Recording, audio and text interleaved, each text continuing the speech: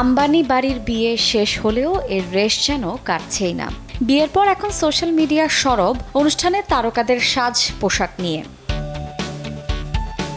এই বিয়েতে হাজির হয়েছিলেন পুরো বিশ্বের নামিদামি সব তারকারা। বেশ কয়েকজন টলিউড তারকাও হাজির ছিলেন আনন্দ আম্বানি ও রাধিকা মার্চেন্টের রিসেপশনে।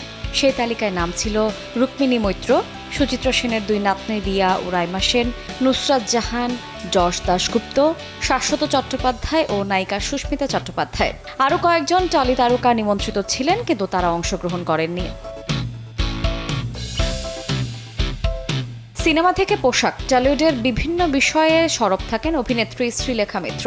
আম্বানিদের বিয়েতে যাওয়া তারকাদের নিয়ে বিস্ফোরক মন্তব্য করে বসলেন টলিউডের এই ঠোঁটকাটা অভিনেত্রী। নাম না বললেও ইঙ্গিতেই স্পষ্ট কাদের দিকে তার নিশানা। 40% বেশি গ্লো, বিশ্বের 1 নম্বর গ্লো ক্রিম, নতুন গ্লো এন্ড লাভলি।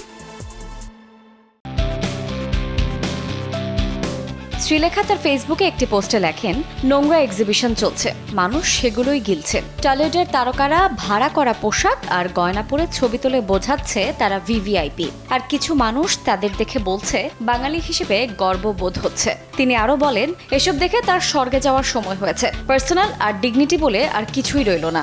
শ্রীলেখার এই পোস্টে অনেকেই সুর মিলিয়েছেন, অনেকে আবার নানা কটূক্তিও করেছেন। শায়লা রহমান ইমা, সময় সংবাদ।